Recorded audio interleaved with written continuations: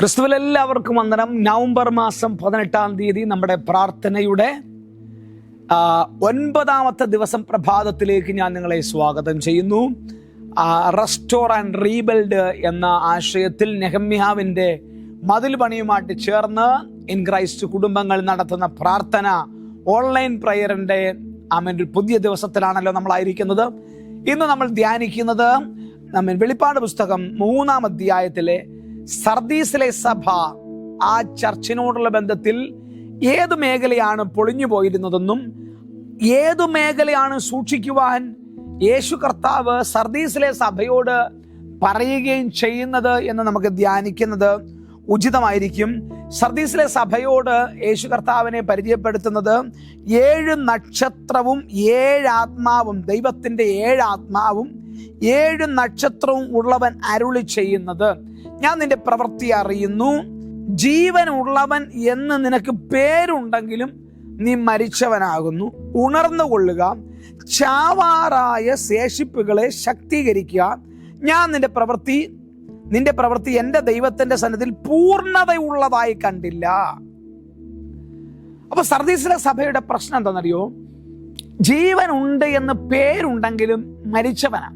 ഒന്നും അങ്ങോട്ട് കംപ്ലീറ്റ് ആക്കത്തില്ല, ഒന്നിനും ഒരു പൂർണ്ണതയില്ല, ഒന്നിനും ഒരു പെർഫെക്ഷൻ ഇല്ല. എല്ലാം ഒരു പക്ഷേ എടുത്തു ചാടി ചെയ്യും, ദൈവസന്നിധിയിൽ വലിയ തീരുമാനങ്ങളൊക്കെ എടുത്തു കളയും, എന്നിട്ട് അതിനെ പൂർത്തീകരിക്കുവാൻ പറ്റാതെ പോകുന്ന വിശ്വാസി എന്ന പേരുണ്ട്, പക്ഷേ പ്രത്യേകിച്ച് ഒരു ഗുണവുമില്ല. സഭായോഗത്തിനകത്ത് വരുന്നുണ്ട്, ചർച്ചിൽ വരുന്നുണ്ട്, ചർച്ചിനകത്ത് മെമ്പർഷിപ്പ് ഉണ്ട്, പക്ഷേ പ്രത്യേകിച്ച് ആ വ്യക്തിക്കും ഗുണമില്ല, ആർക്കും ഗുണമില്ല. അപ്പോ ജീവൻ ഇങ്ങനെ കുറെ മേഖല, ഒരു എയിമില്ലാത്ത, ഒരു ഗോള് ഫ്രണ്ടിൽ സെറ്റ് ചെയ്യാത്ത സഭ. അതാണ് സത്യത്തിലെ ഈ സർദീസിലെ സഭയെ കുറിച്ച് നമ്മൾ പഠിക്കുമ്പോൾ മനസ്സിലാക്കുന്ന ഒരു പ്രധാനപ്പെട്ട മേഖല എന്ന് പറയുന്നത്. അപ്പൊ ഈ സർദീസിലെ സഭ പൂർണ്ണമായിട്ടും എന്താ പറയുന്നത്, ഒരു ഒരു ഒരു മരിച്ച അനുഭവത്തിൽ കൂടെ പോകുന്ന ഒരു സഭയാണ്. ഒരു ഡെഡ് ചർച്ച് എന്ന് വേണമെങ്കിൽ പറയാം. ഒരു പ്രത്യേകിച്ചൊരു ഗോളില്ല, ഇങ്ങനെ പോകുന്നു, ആരാധനയ്ക്ക് വരുന്നു. അവർക്ക് മുമ്പിൽ അച്ചീവ് ചെയ്യാൻ, അല്ലെങ്കിൽ 2025 എന്ന് പറയുന്ന വർഷത്തിലേക്ക് വിശ്വാസികളെ മൊത്തത്തിലൊരു ഗോള് സെറ്റ് ചെയ്ത് അതിലേക്ക് വിടാൻ ആ സഭയ്ക്ക് പറ്റുന്നില്ല. ഒരു മരിച്ച സഭ, ചത്ത സഭ എന്നൊക്കെ നമ്മൾ കേട്ടിട്ടുണ്ട്. ഞങ്ങളൊക്കെ പണ്ട് ഈ പൊതു ശുശ്രൂഷയ്ക്ക് പോകുമ്പോൾ കൂട്ടുകാർ പറയും, ആ സഭയിൽ പോകേണ്ട ഒരു ചത്ത സഭയെന്ന് പറയും. എന്താ ചത്ത സഭ എന്ന് പറഞ്ഞാൽ? പുതിയ സ്നാനങ്ങൾ നടക്കുന്നില്ല, പുതിയ ആത്മാക്കൾ വിടുവിക്കപ്പെടുന്നില്ല, ഒരു പഴയ പാറ്റേണിൽ ഇങ്ങനെ പോയിക്കൊണ്ടിരിക്കുകയാണ് സർദീസിലെ സഭ. അവിടം കൊണ്ടും തീരുന്നില്ല. കർത്താവ് പറയുകയാണ്, 3-ാം വാക്യം, ആകയാൽ നീ പ്രാപിക്കുകയും കേൾക്കുകയും ചെയ്യുന്നത് എങ്ങനെയെന്ന് ഓർത്ത് അത് കാത്തുകൊള്ളുകയും മാനസാന്തരം ചെയ്യപ്പെടാതിരുന്നാൽ, നീ ഉണരാതിരുന്നാൽ ഞാൻ കള്ളനെ പോലെ വരും, ഏത് നാഴികയ്ക്ക് നിന്റെ മേൽ വരുമെന്ന് നീ അറിയത്തുമില്ല.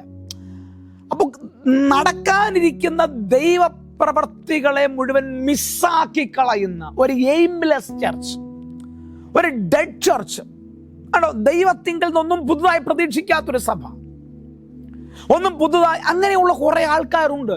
ഒരു ഉണർവ് അവർക്ക് പ്രതീക്ഷിക്കാൻ പറ്റുന്നില്ല.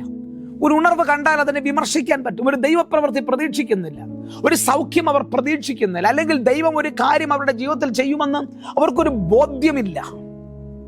അങ്ങനെയുള്ള ഫെലോഷിപ്പിനെയാണ് ചത്ത സഭകൾ എന്ന് പറയുന്നത്. എന്നാൽ ആ സഭയെക്കുറിച്ച് ഒരു കുറവും കൂടെ പറയുന്നു, എങ്കിലും ഉടുപ്പ് മലിനമാകാത്ത കുറെ പേർ സർദീസിൽ എനിക്കുണ്ട്. അപ്പൊ ഉടുപ്പ് മലിനമാകാത്ത കുറച്ചു പേർ, എന്നാൽ കുറെ പേരുടെ ഉടുപ്പ് മലിനമായിരിക്കുകയാണ്. അതിന്റെ നടുവിൽ ഉടുപ്പ് മലിനമാകാത്ത കുറച്ചു പേർ. എങ്ങനെയുണ്ട് നമ്മുടെ ആത്മീയ ജീവിതം? നിങ്ങളുടെ മുമ്പിൽ നിങ്ങൾക്ക് എത്തിപ്പിടിക്കാൻ എന്തെങ്കിലും ഒരു കാര്യമുണ്ടോ? നിങ്ങൾ എന്തിനാണ്, പൗലോസ് പറയുന്നു, ഞാൻ ജീവിക്കുന്നുവെങ്കിൽ ക്രിസ്തു, മരിക്കുന്നുവെങ്കിൽ ലാഭം. നിങ്ങൾ എന്തിനാ ജീവിച്ചിരിക്കുന്നത്? നിങ്ങളുടെ ജീവിതം കൊണ്ട് എന്താണ് ദൈവരാജ്യത്തിലെ പ്രയോജനം? നമുക്കൊന്ന് ഇവാലുവേറ്റ് ചെയ്യാം. ഈ 9ാമത്തെ ദിവസത്തെ പ്രാർത്ഥനയിൽ സ്മുർന്നയിലെ സഭയെ പോലെ മരിച്ച സഭകളായി നമുക്ക് തീരാതിരിക്കാം. നമുക്ക് ജീവനും ചൈതന്യവുമുള്ള സഭയായി തീരാം. ദൈവപ്രവർത്തികളെ എല്ലാ ദിവസവും റിസീവ് ചെയ്യുന്ന ഒരു സഭയായി നമുക്ക് തീരാം. എന്നും പുതിയ മിഷണറിമാർ എഴുന്നേൽക്കുന്ന, എന്നും ആത്മാക്കൾ എഴുന്നേൽക്കുന്ന, എന്നും പുതിയ വിശ്വാസികൾ കടന്നു വരുന്ന ഒരു ചർച്ചായി നമുക്ക് തീരാം. സ്മുർണയിലെ സഭയ്ക്ക് പറ്റിയത് നമുക്ക് പറ്റാതിരിക്കാം. നമ്മുടെ ജീവിതത്തിന്റെ ഉടുപ്പിനെ കറ പുരളാതെ സൂക്ഷിക്കാം. നമുക്ക് പ്രാർത്ഥിക്കാം. ഈ ദിവസങ്ങൾ നമുക്ക് നമ്മളെ തന്നെ റെസ്റ്റോർ ചെയ്യാം, നമ്മളെ റീബിൽഡ് ചെയ്യാം. ഈ 9-ാം ദിവസം പ്രാർത്ഥനയിൽ നമുക്ക് തുടരാം. God bless you. ദൈവം അനുഗ്രഹിക്കുമാറാകട്ടെ.